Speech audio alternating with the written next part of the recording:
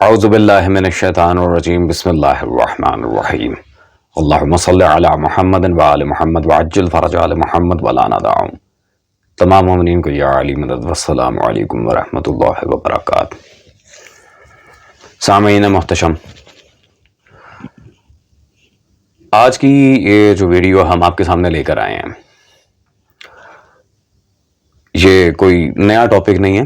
اس پر پہلے بھی بہت سے نواسب اور بدعقیدہ قسم کے مولویوں کو ہم جواب دے چکے ہیں. ان بیچاروں کا جب محققین اور علماء شیعہ کے ساتھ پالا پڑتا ہے تب یہ ذلیل ہوتے ہیں، اور وہاں سے اپنی ضلالت سے ٹائمنگ پوری کر کے جب ان کا پیٹ نہیں بھرتا تو یہ چلے جاتے ہیں نوحہ خان حضرات کے اوپر، اور ان کے اوپر جا کے اپنے ٹوٹل پورے کرنے کی کوشش کرتے ہیں بیچارے علمی یتیم حضرات. اور یہ نوحہ، ماتم، عزاداری، شبیہات، یہ وہ معاملات ہیں، یہ وہ موضوعات ہیں جن پر ہم درجنوں دفعہ سال ہاتھ سال سے ان لوگوں کو جواب دیتے آ رہے ہیں، لیکن صرف برادران اہل سنت کے سامنے جا کر کچھ نئی نویلی قسم کی من گھڑت باتیں کرنا اور ان سادہ لو اہل سنت بھائیوں کو گمراہ کرنا، یہ ان لوگوں کی روٹی کمانے کا سب سے بڑا ذریعہ ہے. تو پھر ٹھیک ہے، جتنا بولو گے اتنا ہی جواب پاؤ گے. الحمدللہ باقیوں کا مجھے نہیں پتا وہ کیا کرتے ہیں کیا نہیں. فقیر کی طرف سے ہمیشہ ہی نئے دلائل پاؤ گے، ہمیشہ نئے دلائل پاؤ گے. گزشتہ کا تو جواب آنا نہیں، قرض پہ قرض چڑھاتے جاؤ گے، لوگوں کو خود شیعت کی طرف رغبت دلاؤ گے. خیر سامعین گرامی قدر، اب ہم ٹائم ضائع کیے بغیر چلتے ہیں مولوی طارق کی ویڈیو کی طرف، اور پھر انشاءاللہ تبارک و تعالی مولا علی کے فضل و کرم سے ہم آپ کے سامنے انہی کے اکابرین کی کتابوں سے جواب بھی رکھیں گے. محرم الحرام کا مہینہ ہے اور عاشورہ کا دن آنے والا ہے. محرم کے حوالے سے کیا شریعت کی تعلیمات ہیں اور اس کے اگینسٹ ہم کیا کچھ کر رہے ہیں، اس پر میں کچھ دیر آپ کی خدمت میں کچھ باتیں عرض کروں گا. رسول اللہ صلی اللہ علیہ وسلم نے ارشاد فرمایا کہ رمضان کے بعد سب سے زیادہ فضیلت والے روزے محرم کے ہیں. کما قال صلی اللہ علیہ وسلم، صحیح حدیث ہے کہ آپ صلی اللہ علیہ وسلم نے رمضان کے بعد محرم کے روزوں کو سب سے زیادہ فضیلت والے روزے قرار دیا، اور خاص طور پر عاشورہ کے روزے کے بارے میں آپ صلی اللہ علیہ وسلم نے فرمایا کہ پچھلے 1 سال کے گناہوں کو معاف کر دیتا ہے. جی سامعین گرامی قادر، سب سے پہلے تو ان لوگوں کی بددیانتی دیکھیں. انہوں نے ویڈیو اپلوڈ کی تھی ندیم سرور حافظہ اللہ تعالیٰ کے خلاف. وہ ایک مشہور زمانہ نوحہ خان ہیں جن کے نوحے شیعہ سنی تو کجا کرسچنز اور ہندوز بھی بہت شوق سے سنتے ہیں، اور سلطان کربلا کا ذکر ان تک پہنچتا ہے.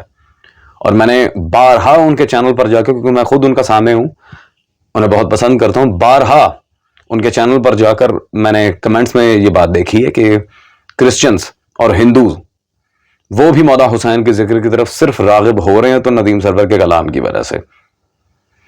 خیر، اب سب سے پہلی بات میں ان کے سامنے یہ رکھنا چاہ رہا ہوں کہ یار مجھے اتنا بتاؤ، عاشور کا، محرم کا، نعوذ باللہ جو روزہ آپ کہہ رہے ہیں جائز ہے، وہ ہم اس کا جواب دیتے ہیں. ابھی مجھے صرف اتنا بتا دیں کہ عاشور کا روزہ یا محرم کا نعوذ باللہ روزہ جائز ناجائز ہونے سے ندیم سرور حافظہ اللہ تعالیٰ کے نوحوں کا کیا تعلق ہے؟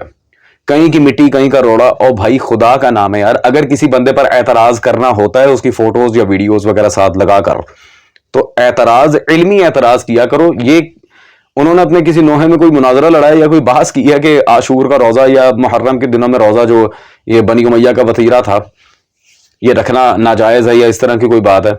اور وہی باتیں، گھسی پٹی باتیں جس کا میں پہلے عرض کر چکا ہوں، بہت زیادہ جواب دے چکے ہیں. محرم کے دنوں میں جو غیر شرعی رسومات ہوتی ہیں وہ آپ کے شرعی پہلو ہم بہت زیادہ نکال کے دکھا چکے ہیں. خاص طور پر اشرف علی تھانوی صاحب کے ماموں جان کا قصہ، مجھے نہ مجبور کریں کہ میں اس سے بھی بڑی شڑولہ نکال کے آپ کے ماشاءاللہ مکتب کے سامنے رکھوں. میں یہ سارے دیوبند کو نہیں کہہ رہا، علماء دیوبند میں بہت سے ایسے علماء محققین ہیں جن کی بذات خود کتابیں پڑھ کر مجھے یہ احساس ہوا تھا کہ وہ اہل بیت کے محب ہیں صلوات اللہ علیہم اجمعین. یہ ان جیسے کچھ نواسب جو محب اہل بیت علماء دیوبند کو بدنام کرنے کے لیے سامنے آ جاتے ہیں. خیر اگر اتنا ہی ہے تو آئیں پھر نواسب کے ہاں سے ہی معاملہ سیٹل ڈاؤن کر لیتے ہیں. سامعین گرامی قدر، سب سے پہلی بات تو یہ کہ میں درجنوں دفعہ وہ کتابیں دکھا چکا ہوں جو ہمارے علماء نے انہی کی کتابوں کے حوالہ جات سے مرتب کی اور انہیں جواب دیے ہیں. جیسے کہ شہید عبدالقریب مشتاق رحمہ اللہ کی کتاب ہم ماتم کیوں کرتے ہیں، یہ میں اہل سنت کو ریکمینڈ کروں یہ کتابیں لازمی پڑھیں, اس میں کسی شیعہ کتاب کا حوالہ نہیں ہے, سارے اہل سنت کے یہ حوالہ جات ذکر کیے گئے ہیں. پھر مبلغ اعظم مولانا اسماعیل رضوان اللہ تعالی علیہ, جن کے نام سے آپ کے بڑے بڑے علماء یہ رکھتے تھے, جا کے پوچھ لیجئے گا اسماعیل کون تھا, پھر آپ کو پتہ چلے گا کہ یہ کون ہے جن کی کتاب دکھا رہا ہوں. ان کی کتاب براہین ماتم, یہ تقریباً 65 سال بعد دوبارہ شائع ہوئی ہے. انہوں نے بھی, یہ تو خیر مناظرانہ کتاب ہے, اس میں آپ کے بڑے بڑے حضرات کا پوسٹ مارٹم موجود ہے. تو سامعین گرامی قدر, کہنے کا مقصد یہ کہ میں کتابیں ویسے بہت دکھا چکا ہوں جو ہمارے علماء لکھ چکے ہیں, جن معاملات کا, جن مسائل کا ہمارے علماء درجنوں دفعہ تقاریر میں, تحریر میں کئی دفعہ جواب دے چکے ہیں. بار بار انہی مسائل کو لا کر سامنے رکھنا کیا مقصد ہے اس کا؟ چندہ پورا کرنا ہے, پیسے پورے کرنے ہیں, ٹکر کمانا ہے, تو بھائی کوئی نیا مسئلہ لاؤ جس پر بحث کرتے ہوئے مزہ بھی آئے, علمی مکے بازی ہو, پھر یا جھوٹا کر دو یا ہو جاؤ. بار بار وہی مسائل ڈسکس کر کے آپ لوگوں نے اندر سے نکالنا کیا ہے یار؟ مجھے یہ بتاؤ. دلائل کو تو جواب آپ لوگ دیتے نہیں ہیں, عدالت نام کی آپ لوگوں میں چیز نہیں ہے. بار بار ایک ہی مسئلے کو ڈسکس کر کے کرنا کیا ہے؟ کیوں ہمارا ٹائم ویسٹ کرتے ہو؟ خدا کی قسم, مجھے اگر شیعہ سنی یہ جوانوں کی, اپنے بھائیوں کی اور بزرگان کی اور ماں بہنوں کی اگر فکر نہ ہوتی, میں تم جیسے لوگوں کو منہ تک نہ لگاتا. یہ میری مجبوری ہے اور یہ میری شرعی ذمہ داری بھی ہے. خیر سامعین گرامی قدر, مولا حسین کا مرثیہ, مولا حسین کا ماتم, وہ سب ایک الگ بات ہے. مجھے صرف ان لوگوں سے یہ پوچھ کے بتائیں, یہ جو ان کے راشد حسن صاحب عثمانی دیوبندی صاحب نے مرتب کی ہے, یہ national printing press Deoband Hindustan سے چھپی ہے, مرثیہ شیخ مدنی, یہ کیا ہے؟ اگر غیر شرعی کام ہے تو پھر اپنے بزرگان کے مرثیے کیوں پڑھا رہے ہو؟ باقاعدہ لکھ رہے اس میں ماتم, مرثیہ, نوحہ, ایک چیز کمپائل کی ہوئی ہے. یہ غیر شرعی کام ہے تو اصلی دیوبند, ہندوستان کے دیوبند, آپ کی طرح کاپی پیسٹ پاکستانی دیوبند نہیں جہاں سے یہ چھپی ہے, وہ رسائل لکھ رہے ہیں اس پر اور آپ کہہ رہے ہیں غیر شرعی کام ہے. میں آپ کی مانوں یا حقیقی دیوبند علماء کی مانوں؟ ہاں, اور مولا حسین کا بھی نہیں, اپنے حسین احمد مدنی صاحب کا, اپنے دیوبندی بابے کا. اور یہ کبھی وقت ملا تو پاکستان کی ہسٹری کے لحاظ سے ڈسکشن جب ہوگی, میں آپ کو بتاؤں گا یہ کون تھا جس کے مرثیے لکھ رہے ہیں, گاندھی کا چمچہ کھرچا. خیر سامعین گرامی قدر, ذرا ماتم کے اوپر میں ایک بہت ہی بڑی دلیل دکھا دوں.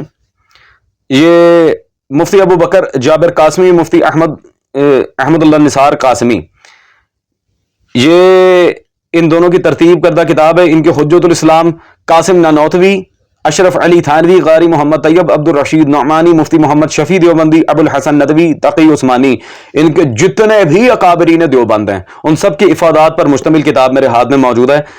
واقعہ شہادت مقام معاویہ اور کردار یزید. اس میں صفحہ نمبر 106 پر بحوالہ الکامل فی التاریخ انہوں نے یہاں عبارت لکھی.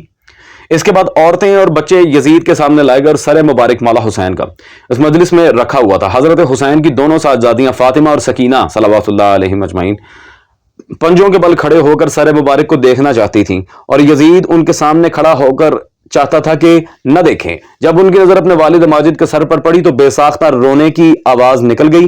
ان کی آواز سن کر یزید کی عورتیں بھی چلا اٹھی اور یزید کے محل میں ایک ماتم برپا ہو گیا. خواتین بنی امیہ اور خواتین بنی ہاشم, یزید کے منہ پہ اس سے بڑا تھپڑ کیا ہوگا کہ اس کے اپنے گھر کی خواتین نے حسین کی عزاداری میں شمولیت اختیار کی. سامعین گرامی قدر, بنی امیہ کی خواتین, بنی ہاشم کی خواتین, ظاہری بات ہے مصائب کی روایت ہے, ان کے والد کا سر مبارک تھا مولا حسین کا, لیکن بنی امیہ کی خواتین نے بھی ساتھ ماتم برپا کیا. اس سے بڑھ کر فتح کیا ہوگی مولا حسین کی؟ وہیں حسین کی جیت کا اعلان ہو گیا تھا. یزید جنگ میں سب کو شہید کر کے بھی ہار گیا. اس سے بڑھ کے تماچا کیا ہوگا یزید کے منہ پہ؟ جس کو مارا تھا اس کے گھر والوں کے ساتھ اس کے اپنے گھر والے شامل پرسا ہو گئے. کیا رہ گیا پیچھے؟ مولا حسین نے پے در پے اسے اتنی دفعہ ہرایا ہے, یہ حرامزادہ مرنے کے بعد بھی دو ہتھی پٹتا ہونا جہنم میں کہ میں نے کس سے لڑائی مول لی تھی. خیر, اور سامعین گرامی قدر, یہ جو کتاب میں نے آپ کے سامنے رکھی ہے ابھی, اس کتاب میں جتنے بھی علماء کے میں نے نام گنائے ہیں یہ سب اکابر علماء دیوبند ہیں. تفصیل کے لیے آپ حافظ محمد اکبر کی یہ کتاب اکابر علماء دیوبند کا مطالعہ کریں. یہ سارے ہی اکابرین دیوبندی مسلک کے سارے اکابرین ہیں. مولوی طارق صاحب میں آپ کی مانوں آپ کے اکابرین کی مانوں؟ میں بارہا یہی سوال کرتا آ رہا ہوں. جواب تو یار آپ لوگوں کے پاس دینے کے لیے ہے کوئی نہیں. آپ کے اپنے اکابرین وہ سب کچھ لکھ گئے جس کا وہ اپنی دوسری کتابوں میں ماشاءاللہ انکار کیے ہیں, وہ آپ پڑھ لیتے ہیں, یہ آپ کو پڑھنا نصیب نہیں ہوتی. اسی لیے میں آپ کو اور جتنے بھی دشمن اہل بیت دنیا میں موجود ہیں سب کو کہتا ہوں کہ بھائی میرے پاس آؤ, میرے پاس داخلہ لو تاکہ میں تمہیں تمہارے ہی اکابرین کی کتابوں سے کچھ پڑھا دوں. خیر, مسئلہ محرم اور عاشور کے روزے کا روایات آئی ہیں, لیکن ہر روایت مقبول نہیں ہوتی کتاب میں. یہ اگر آپ نے اصول حدیث پڑھا ہو تو آئیں. عبد الحق محدث دہلوی امام اہل سنت, ان کی کتاب یہ مومن کے ماہ و سال ما ثابت بالسنہ, یہ میرے پاس موجود ہے, دارالارشاد کراچی سے چھپی ہے. صفحہ نمبر 27 پر یہاں پہ انہوں نے وہ عاشورہ کے دن غسل کرنا, قبروں پہ جانا, روزہ رکھنا اور دیگر معاملات جو بھی ہیں اس کے بارے میں تحقیم لگائی ہے کہ مذکور والا احادیث کو ابن جوزی نے موضوعات میں لکھا ہے, موضوعات میں لکھا ہے, اور مزے کی عبارت آ گیا ہے اور آخر میں تحریر کیا کہ ان احادیث کے بیان کرنے والے راویوں کے نام درست ہیں اور یہ بذات خود ثقہ ہیں. ان کے حالات کے پیش نظر یہ امر بالکل ظاہر ہے کہ بعض متاخرین نے خود ساختہ احادیث مرتب کر کے ان ثقہ راویوں کی اسناد سے منسوب کر دی ہیں. اللہ اکبر. اتنا بڑا سکیم لڑایا بنی امیہ نے اپنے فاسد عقائد, اپنی گھٹیا رسومات کو ثابت کرنے کے لیے. ثقہ راویوں کی طرف وہ احادیث منسوب کر دی ہیں جو انہوں نے کہیں ہی نہیں تھی, انہوں نے بیان ہی نہیں کی تھی. یہ عبد الحق محدث دہلوی تحقیم یہاں پر لگا رہے ہیں حافظ ابن جوزی کی, دونوں ہی ائمہ اہل سنت ہیں. سامعین گرامی قدر, آپ نے سکیم دیکھا ہے, یہ عاشور کا روزہ اور یہ دوسری جو بکواسات ہیں, کتنا بڑا سکیم لڑایا بنی امیہ نے. ثقہ راویوں کی طرف اپنی طرف سے احادیث گھڑ کے منسوب کر دی. لا حول ولا قوۃ الا باللہ. وہ تو بعد کی بات ہے, اگر کسی ثقہ راوی سے کوئی تدلیس ہو جائے اور تدلیس کے بھی آگے اقسام جو ہیں ان میں اس کو پرکھا جائے, وہ اصول حدیث کی ایک بہت لمبی بات ہے جو انہوں نے کہیں ہی نہیں ہے, وہ حدیث لا کے ان راویوں کے نام پہ فٹ کر دیں گے اور پھر ماشاءاللہ سبحان اللہ. اور یہ ان بدبخت جھوٹے لعین بے غیرت لوگوں کی وجہ سے آج ماشاءاللہ روزے رکھتے پھر رہے ہیں عاشور, اگر اپنا حشر یزید اور ابن زیاد کے ساتھ کروانے کے پیدر یہ درپے ہوئے ہیں ماشاءاللہ. لا حول ولا قوۃ الا باللہ. اب آپ مجھے خود بتائیں, میں انہیں یار ویسے مولوی طارق صاحب ایک بات کہوں گا, شرم آنی چاہیے. ویسے تو شرم آئی کیوں, ساری بیچ کھائی ماشاءاللہ, لیکن پھر بھی شرم آنی چاہیے. ایک شیعہ آپ کو آپ کے اکابرین کی کتابوں سے بتا رہا ہے کہ آپ کیا کہہ رہے ہیں, شرعی مسائل میں آپ کا کیا معاملہ ہے, اور آپ کے محققین فقہا اور محدثین نے کیا لکھا ہوا ہے اس بارے میں. کتنی شرم کی بات ہے. میں نہیں کہتا شیعہ بنو, میں نہیں کہتا شیعہ کتابوں کی طرف آئیں, خدا را اپنی کتابوں کو تو یار دیانتداری سے پڑھ لو. میں نے کب کہا شیعہ ہو جاؤ, اپنے علماء کو تو دیانتداری سے پڑھ لو, وہاں پہ تو ایمانداری دکھاؤ. خیر سامعین گرامی قدر, جس کے پاس عقل سلیم ہے وہ سمجھ جائے گا کہ بات مولوی صاحب کی ٹھیک ہے یا ان کے اکابرین کی. والسلام. مولا حسین وارث.